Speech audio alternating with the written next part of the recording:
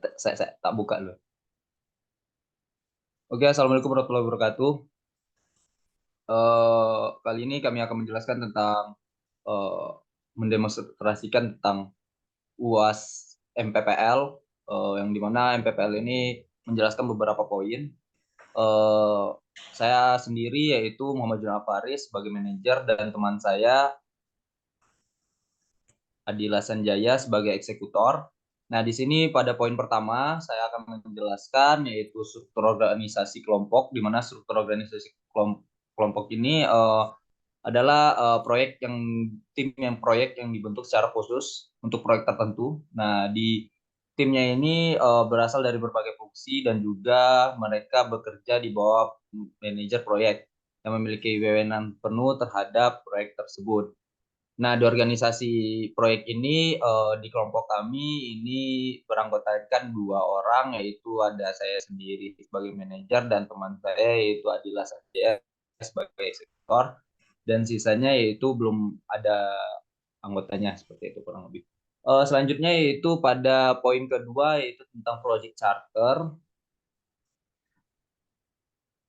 Di Project Charter ini menjelaskan bahwasannya apa itu judul proyek kita, lalu juga tanggal mulai dan tanggal berakhirnya, informasi anggaran, lalu juga ada tujuan dari proyek, lalu juga ada anggaran dan bisnis case-nya, seperti itu kurang lebihnya. Lalu kita lanjut ke poin ketiga, di mana poin ketiganya itu adalah bisnis case, di mana bisnis case ini berisikan tentang pernyataan masalah, di mana pernyataan masalahnya ini adalah menjelaskan bahwasannya sistem informasi yang diperlukan itu adalah sistem informasi yang harus lebih cepat dan mudah karena adanya teknologi informasi. Eh, Lalu kita melakukan analisa situasi keadaan, kebutuhan bisnis, lalu juga solusi masalah, dan yang terakhir yaitu manfaat yang diharapkan. Itu untuk bisnis case. Yang selanjutnya itu poin keempat yaitu ada surat surat pernyataan komitmen kerja. Nah, pada yang keempat ini menjelaskan bahwasannya yang pertama itu yang bertanda tangan di bawah ini, lalu juga ada nama, jabatan, alamat, nomor telepon, lalu juga isi dari surat pernyataannya itu yaitu seperti nama perusahaannya apa, nama alamatnya apa, nomor telepon, dan juga poin-poin terhadap pemenuhan komitmennya tersebut. Dan yang terakhir yaitu ada penandatanganan di atas materai. Lanjut ke poin yang kelima yaitu software develop development life cycle, di mana di SDLC ini kami menggunakan metode waterfall, di mana metode waterfall ini adalah salah satu siklus yang klasik dalam pengembangan perangkat lunak. Metode ini biasanya menggunakan eh, berurutan pertama yaitu dari spesifikasi kebutuhan pengguna, perencanaan, permodelan, konstruksi, penyerahan sistem ke pengguna, serta perawatan sistem. Nah, tahapan-tahapan pada mode waterfall ini yaitu ada requirement gathering and analysis, lalu ada design, lalu ada implementasi, lalu integration dan testing, verification, operation and maintenance. Lalu di bawahnya terdapat tahapan dan juga uraiannya. Lalu ada menjelaskan apa kelebihan dari metode waterfall, yaitu ada sistem rangkaiannya jelas, gambaran akhirnya yang jelas, dan kekurangannya itu ada tidak fleksibel, memakan waktu yang lama, dan potensi kenaikan biaya yang besar. Itu untuk yang poin kelima. Selanjutnya yaitu poin keenam, estimasi biaya proyek. Di mana pada estimasi biaya proyek ini kita menggunakan dua metode uh, estimasi biaya proyeknya, yaitu yang pertama ada Kokomo, di mana Kokomo ini menjelaskan bagaimana estimasi proyek menggunakan organik, semi-detached, dan embedded.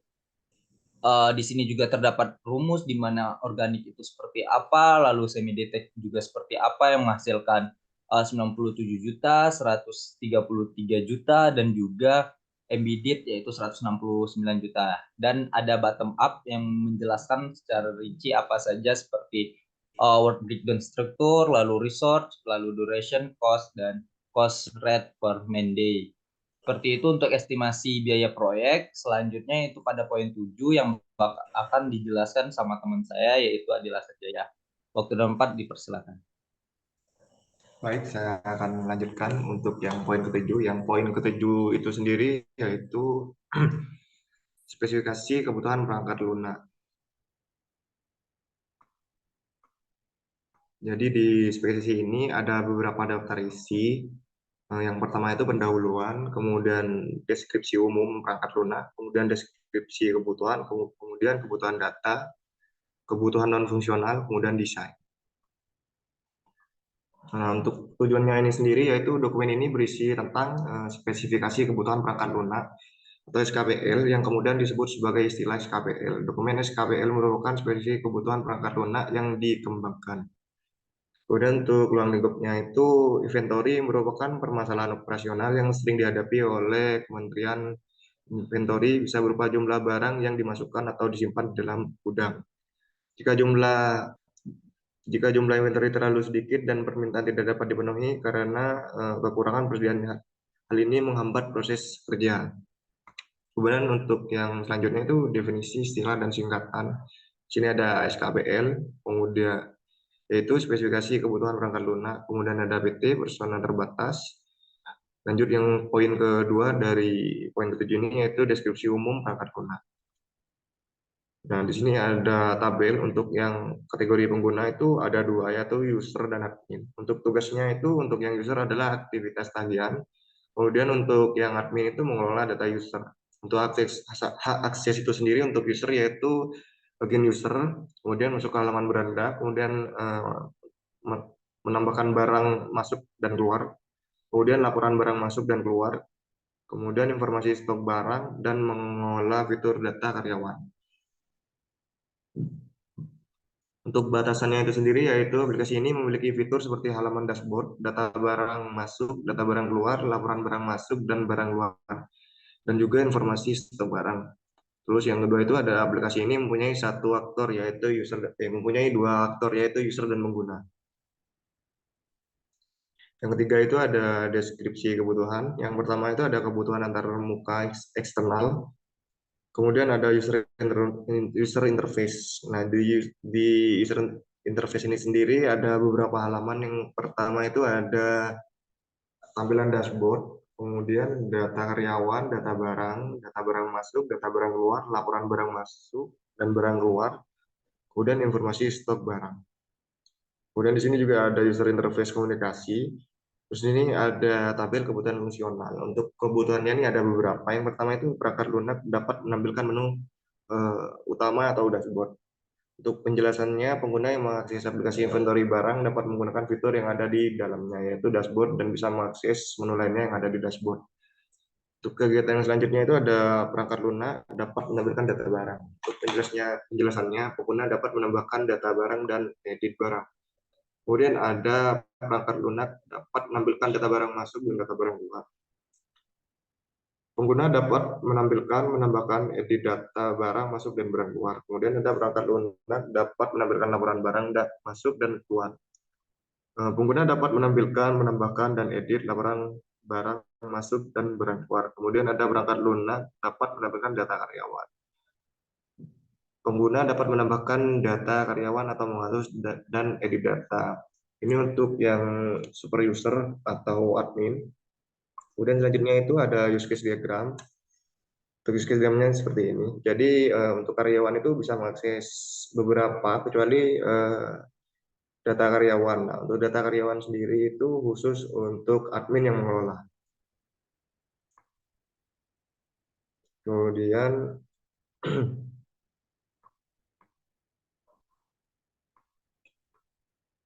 kemudian yang keempat itu ada kebutuhan data. Di kebutuhan data itu sendiri ada ERD atau Entry Relationship Diagram. Jadi di ERD ini sendiri ada beberapa tabel yang kita gunakan dan juga ada beberapa field di setiap tabelnya. Contohnya di sini yaitu admin menginput data karyawan dan admin sama karyawan ini dapat mengelola data barang masuk, laporan data barang keluar dan lain-lainnya. Yang kelima itu ada kebutuhan non fungsional. Yang pertama itu ada usability, yang kedua ada reliability, kemudian ada portability. Nah, yang terakhir ini ada desain user interface. Jadi di sini adalah contoh apa namanya halaman yang ada di aplikasi tersebut. Jadi untuk yang halaman yang pertama ini ada data barang. Jadi user bisa mengelola data barang di sini. Kemudian ada halaman data barang masuk, ada barang keluar, terus juga ada login. Nah, sebelum masuk aplikasi ini seharusnya login terlebih dahulu baru bisa masuk ke halaman utama atau beranda. Kemudian ada halaman laporan data barang. Di sini ini user bisa mencetak laporan tentang barang masuk maupun barang keluar. Nah, ini yang versi barang keluarnya. Kemudian ada halaman data barang juga. Terus barang barang keluar dan lain-lainnya. Lanjut ke poin yang selanjutnya itu poin ke-8.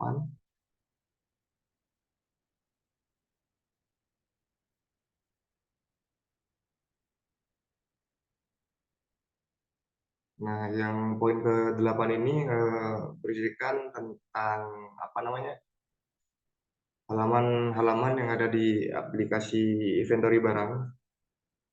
Seperti yang tadi jelaskan di user interface. Jadi yang pertama itu ada halaman barang keluar, barang masuk, dan ini untuk dashboardnya untuk atau halaman beranda kita atau halaman utama. Di sini juga ada terdapat beberapa fitur seperti laporan barang masuk, laporan barang keluar, dan lain-lainnya. Dan untuk halamannya itu seperti ini, untuk tampilannya untuk yang data barang, ini yang barang keluar, data barang. Nah, jadi seperti itu sesuai sama apa namanya isu yang ada di Jira kita.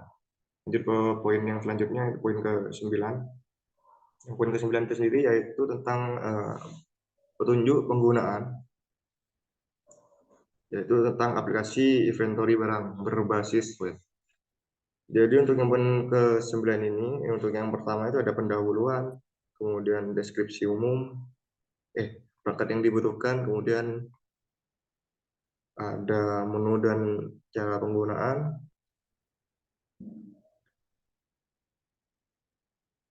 Nah, di sini ada petunjuk dari beberapa halaman yang sudah kita bikin dari aplikasi tersebut. Di sini kita memberikan tata cara penggunaan atau detail dari bagaimana cara menggunakan di setiap halaman yang sudah ada di aplikasi. Yang pertama itu setelah login akan muncul halaman sebagai berikut, yaitu dashboard atau halaman utama yang berisikan beberapa fitur yang ingin kita akses. Yang pertama itu ada data barang, tambah data barang, kemudian edit. Terus yang kedua itu ada barang masuk, sama seperti sebelumnya. Kita bisa menambahkan data, edit data, ataupun menghapus data. Yang ketiga barang keluar. Untuk fiturnya sama seperti sebelumnya. Dan untuk fitur-fitur yang lain itu juga sama. Jadi setiap halaman itu kita bisa menambahkan data, mengedit data, kemudian menghapus data. Kemudian untuk reportnya dari laporan barang masuk dan barang keluar itu di sini kita bisa mencetak hasil record data yang udah ada di halaman itu sendiri. Kemudian lanjut ke poin yang ke-10.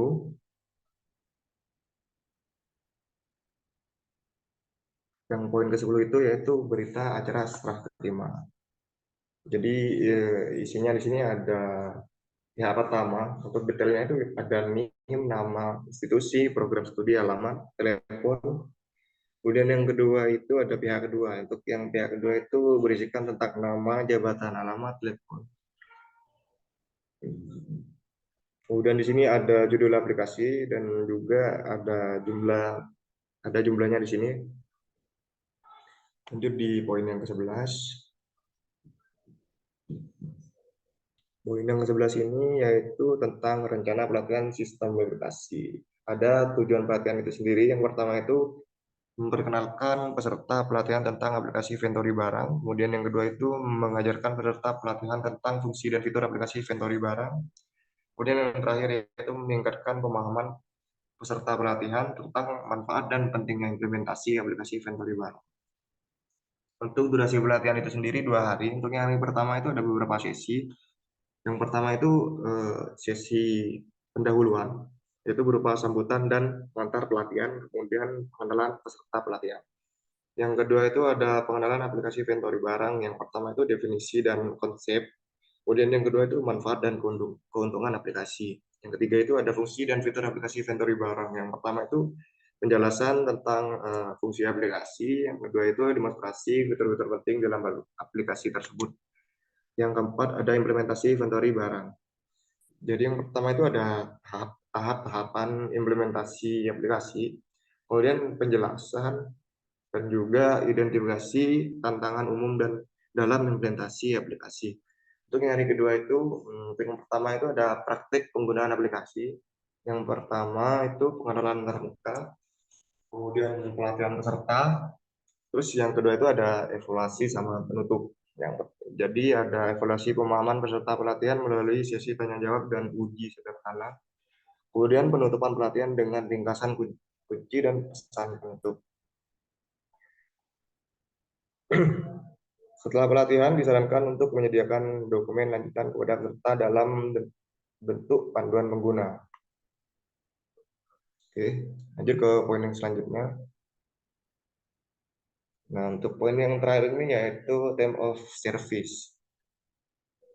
Jadi POS ini sistem informasi inventory barang adalah perjanjian mengenai syarat dan ketentuan dalam klien menyetujui poin-poin di bawah ini sebelum persetujuan penerimaan layanan sistem informasi inventory barang. Pelanggaran atas POS ini dapat menyebabkan suspend dan terminate atas klien. Kemudian klien yang menerima dan menggunakan layanan sistem informasi barang secara otomatis dianggap telah menyetujui dan berkomitmen untuk menaati term of service ini. Dari sistem informasi konten barang ini ada beberapa poin-poin TOS, yaitu yang pertama ini tidak menggunakan layanan sistem informasi inventory barang untuk kegiatan-kegiatan yang melanggar hukum yang berlaku di wilayah Republik Indonesia dan hukum internasional. Kemudian yang kedua ini ada penggunaan sistem hanya diperbolehkan untuk tujuan yang sah dan sesuai dengan ketentuan hukum yang berlaku. Kemudian yang ketiga itu ada owner, manajer, dan staf sistem informasi inventory barang tidak bertanggung jawab atas pelanggaran hukum yang dilakukan oleh klien. Kemudian klien bertanggung jawab untuk memberikan informasi yang akurat, lengkap, dan terkini. Kemudian yang kelima itu ada klien diharapkan menggunakan sistem secara jujur dan bertanggung jawab serta harus memenuhi aturan dan kebijakan yang ditetapkan oleh pemilik sistem terkait dengan penggunaan sistem. Kemudian yang keenam itu dilarang merusak sistem dengan sengaja untuk alasan apapun. Dan dilarang mengubah sistem dengan tujuan yang melanggar hukum yang berlaku di wilayah Republik Indonesia dan hukum internasional. Kemudian yang kedelapan itu kepada klien sistem informasi inventory barang diharuskan mendaftarkan email dan alamat yang valid sesuai dengan pelatihan yang diberikan. Terus jika terjadi pelanggaran terhadap salah satu atau lebih dari poin di atas, maka itu yang pertama owner, manajer, dan staff akan memberikan 2 kali peringatan. Jika peringatan tidak ditanggapi dan terus melakukan pelanggaran, maka sistem informasi inventory barang akan melakukan suspend. Kemudian itu akun klien yang telah suspend karena pelanggaran tidak dapat digunakan lagi dan kontraknya terhitung sudah tidak berlaku. Kemudian sistem informasi barang ini memutuskan kontrak terhadap klien yang telah berulang kali diperingatkan atau melanggar TOS. Mungkin sekian, terima kasih telah membaca dan mengikuti sistem informasi barang kami, mengharapkan yang dapat mematuhi TOS. Mungkin dari beberapa poin 1-12 itu ada beberapa kurangan penjelasan dari kita. Karena ini sudah selesai, kita tutup. Assalamualaikum warahmatullahi wabarakatuh. Waalaikumsalam.